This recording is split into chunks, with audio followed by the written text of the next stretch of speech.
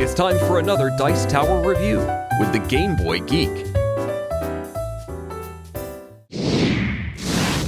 Hello my friends, it's the Game Boy Geek here. Today, you're going to be trying to earn favor of the gods, because you're going to be trying to get that at the summit of Mount Olympus.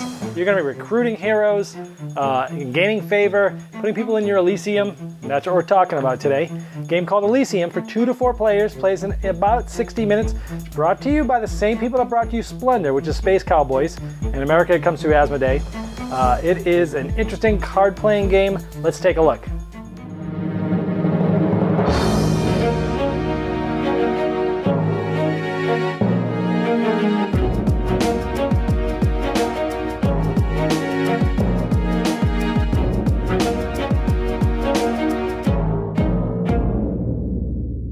I don't usually show inserts to games. In fact, usually I just toss them and put things in bags. This is not only a gorgeous insert, but it's actually highly functional. I mean, you look at this and it looks like these are the columns to this nice little Coliseum thing here. But actually in here, it keeps all the decks of the different factions of the cards that you'll be using throughout the game. So it's very functional, keeps them all separated because you'll be mixing only a certain amount of these to start the game. And of course, inside and below all these are a bunch of other tokens and such. So it's very functional, but also really cool. Here we have Elysium set up for 3 players. We have a pool of cards here that we'll be sort of drafting from. And essentially this game is played over 5 rounds, and you're going to be drafting cards, creating families, and also going on quests and trying to get the most points over the 5 rounds. Let's talk about how it works. Each round or epoch is going to go through 4 phases. The first phase is really just setting it up, where we're going to put these cards out. If there's any there, we're going to clean them up, but new cards come out here at the beginning of each round. And it's essentially going to be as many cards as the amount of players times 3 plus 1. So for 3 players, you're going to have 10 cards here. Now these cards are from different families, and you can tell the families because each of these cards has a different logo or color on them. See the purple and the blue. So they're different family names here. They're all also going to have numbers 1, 2, or 3 on them. Now in this specific game, in the basic game, there's 5 different types of families signified by these 5 different colors. But there's 8 total families in the game, and you can mix and match which 5 you use. So if you want one that has aggressive interaction, you can use these 5. If you want players that want a tight and difficult scoring, you can use this one. So depending on your play style, you can mix and match the different 5 families out of the 8 to get the style of gaming that you like.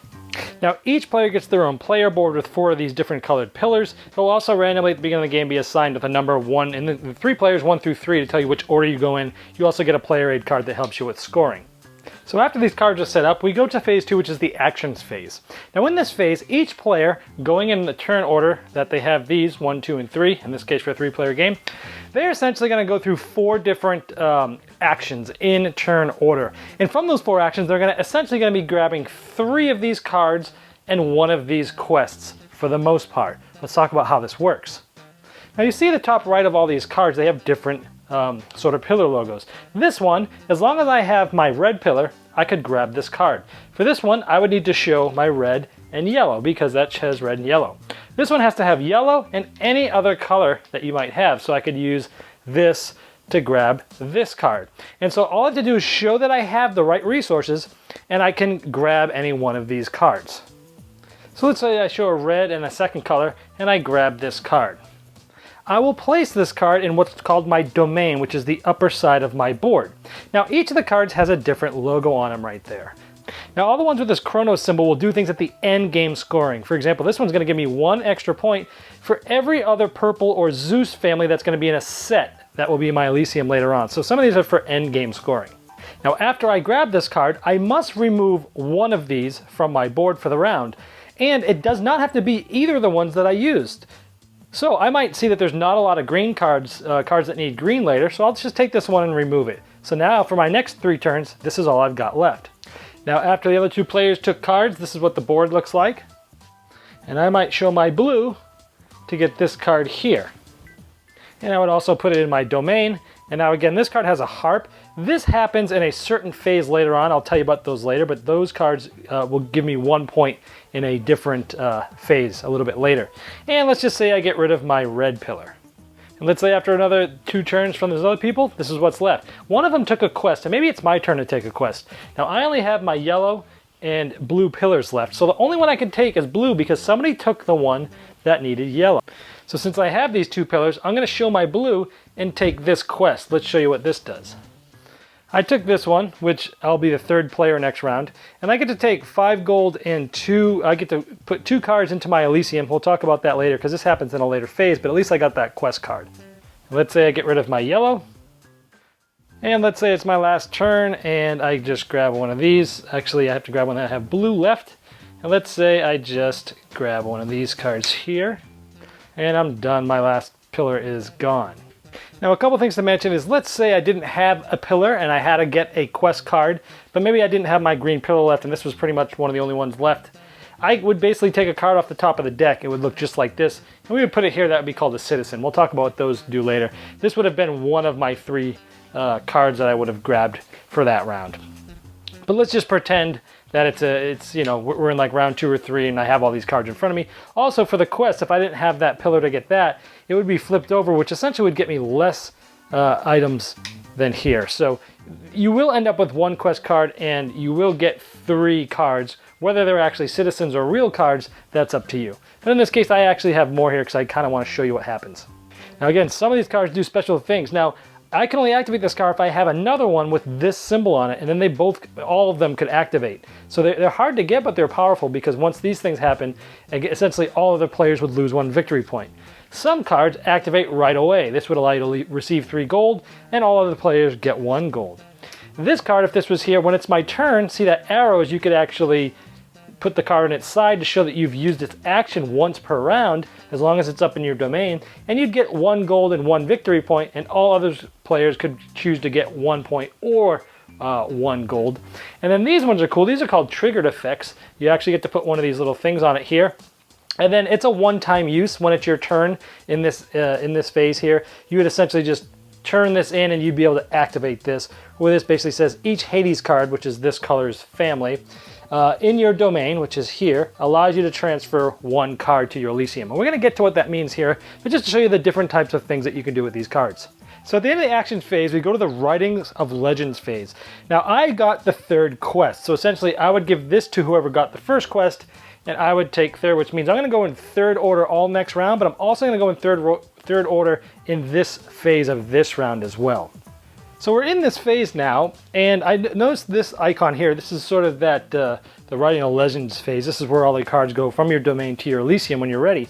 Notice this card can get activated during this round, and so I would receive 1 victory point. So I could take one of these and put them right on my board where my victory points stay like that.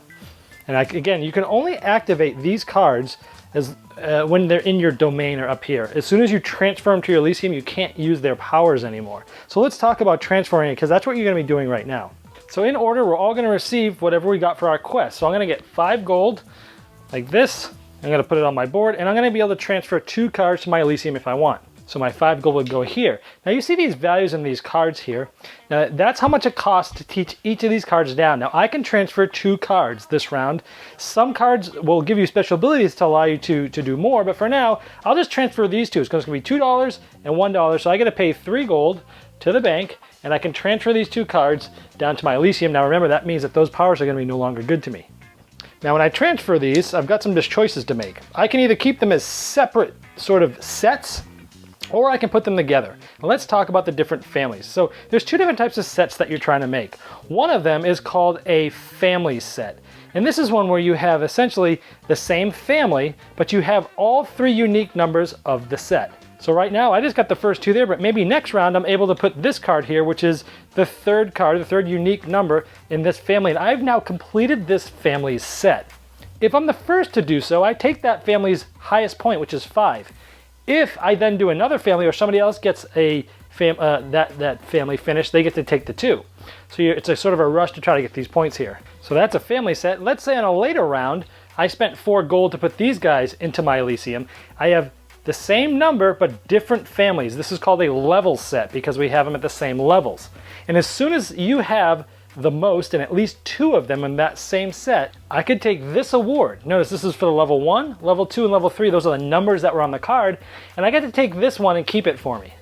Now this is worth 6 points, but keep in mind, if somebody else gets a larger set, now remember they have to be the same number, which is 2, but as many different families as there are. If someone has a bunch of 2s in different families and has more than me, they can take this from me. So this can go back and forth to different people during the game.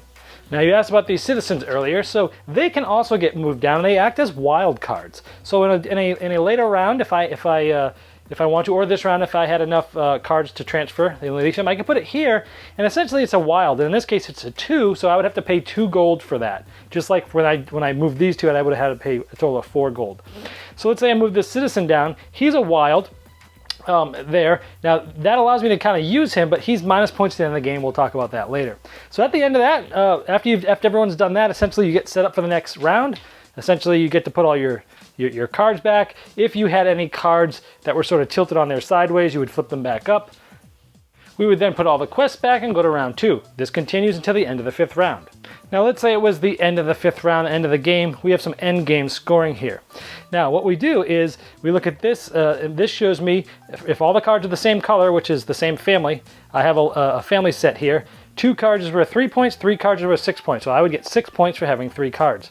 I have a level here, which is all different colors, but the same level. I have 3 of those cards, so I would get 4 points. But if I had 5, I'd get 12 points.